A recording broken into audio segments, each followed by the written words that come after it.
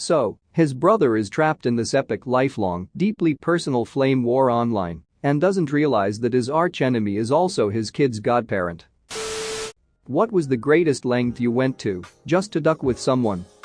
What's up, my bro? Thanks for coming to another storytime, hosted by your favorite narrator, Andrew. I know you're going to love today's story. So if enjoy it, hit the like button. If you want to watch more storytimes with me, then subscribe. If you do, I'll go ahead Amazon Prime you Mango Jewel Pods. No more waiting, let's get to the stories. I read an article about how some dude spent less than $2 on targeted ads on Facebook just to duck with his roommate. I replaced a colleague's desk with a small pink Disney princess dressing table, complete with a working computer. My best friend was living in Berlin for 6 months during an internship. While he was away, I visited him once. I live in NL and was 16, so I couldn't afford to go more often. When I got back, I started a rumor that he had gotten really fat from eating curry sausage. Every time the trip or the friend came up in conversation, I would sneak it in somehow. Even weeks after he came back, the first thing people would say when they saw him again was, "Hey, you're not as fat as I thought you'd be." One of my best friends in college. He was in a single room. I had a spare key. When he was in class, I went and carefully lined up glitter on top of the fan. Red, blue, green and yellow. Like 4 huge lines of coke on each blade of the fan. He comes back to the room, switches on the fan. Money shot. Farted multicolored glitter for the next 3 months. His boxers were shiny and his clothes fabulous. He would shower twice only to show up to class with glitter on his face like a gay vampire in the sunlight for a long time. I've held an Irish accent for the past 5 years of college. As an older student, almost 30, I thought it would be kinda funny, but now as far as everybody that I have classes with thinks I'm Irish.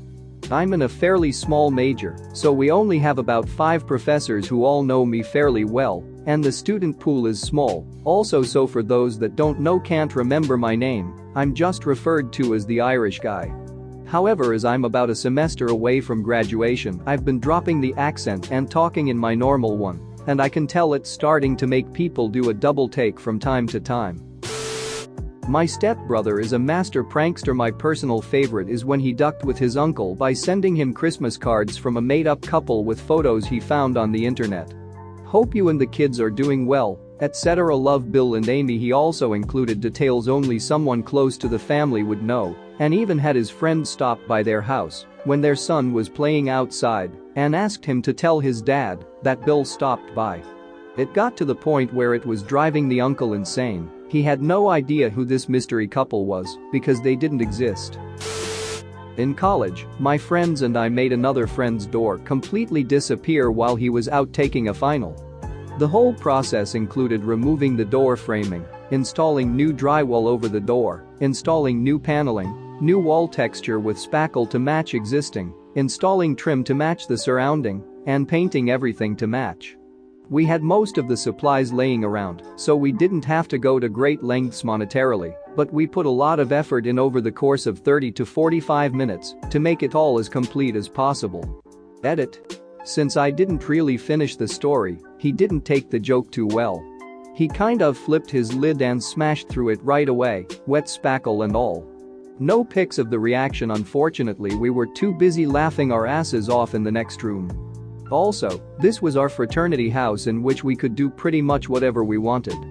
With a complete lack of accountability and an abundance of materials, you can come up with some pretty great ways to duck with your friends. Back in AOL Instant Messenger days, I pranked a buddy of mine. Created a new AIM account and screen name, one that I wouldn't be tied to.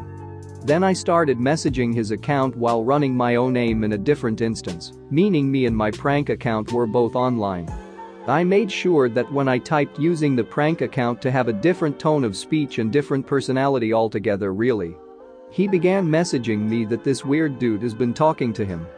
This began an over hour-long session of him being suspicious, me trying to look up information on his screen name, and he even had me try messaging him as well.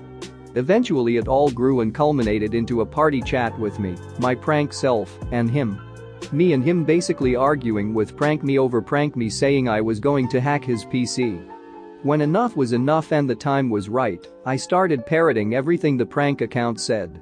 He got confused, and then I started typing part of one sentence with prank account and finishing it with mine.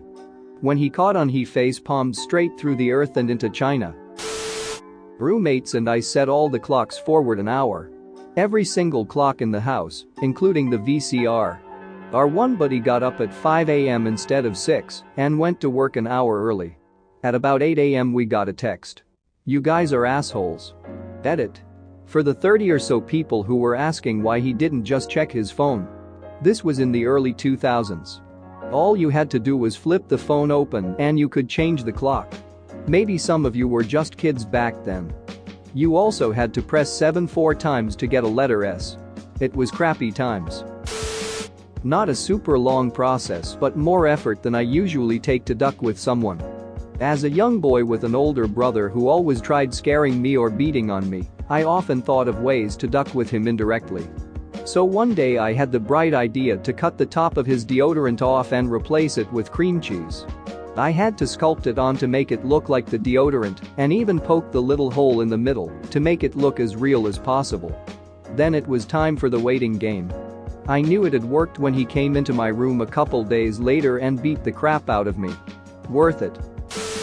In retaliation for a prank played upon on one of my group of friends at the time by the landlord of a pub, owner of a bar for US folks, we systematically stole glasses from the bar over a period of several months, just a few now and then. It was a big place, so not really enough to be noticed amongst the usual losses and breakages. The number of glasses soon mounted, and there were over 300 by the time we returned them all surreptitiously on one night. They had beer swilled in them to make them look used and were placed on various tables around the place. I am assured that there was much puzzlement, and it was most amusing at the end of the night when the staff attempted to put the glasses away. In college, I sat down by my friend who was studying one day. Noticed she had placed her keys on the table beside her and wasn't paying attention. She was going to be there for a while, so I grabbed her keys when she wasn't looking.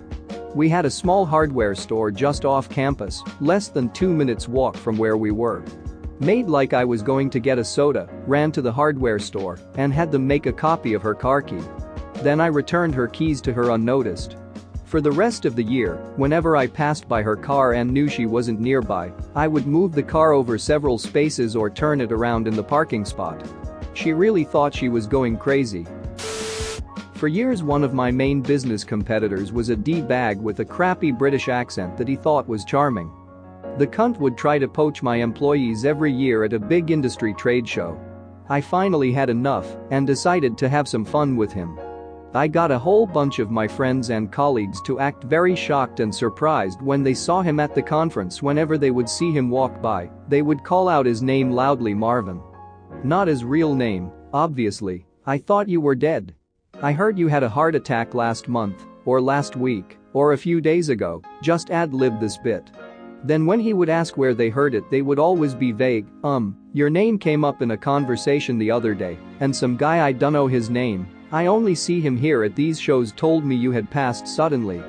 After 3 days of this over and over, he was really getting pissy and wanted to know who had started the rumor. But his reaction got better every time it happened, and pretty soon people I didn't even know were having a go at him. From what I heard, 10 years later he still has people come up to him and go, "Jesus, Marvin, you're alive." If he knew it was me, he'd probably shoot me. Duck you, Marvin. A friend of mine, who is the polar opposite of his older brother when it comes to politics, started trolling his brother on the internet for fun. This began pretty much at dawn of the internet and he's never stopped. From the time his brother started posting in the early 90s on message boards up through today, he has encountered the most virulent opposition to everything he says. Often, the oppositional posters will use their own words against him, pulling quotes from his posts that are years old, from message boards that don't even exist anymore. My friend just copies and saves his posts as he goes, says it's easy, kind of like his hobby. The brother has gotten freaked out and changed usernames several times, but my friend always finds him again, usually by simply asking his brother what his new username is, and picks it right back up. This has been going on for over 20 years. So, his brother is trapped in this epic, lifelong, deeply personal flame war online and doesn't realize that his archenemy is also his kid's godparent. It's just so twisted. Thanks for watching. What did you think of the story time? Let me know in the comments below. If you liked the video, smash that like button and subscribe so you don't miss any more story times.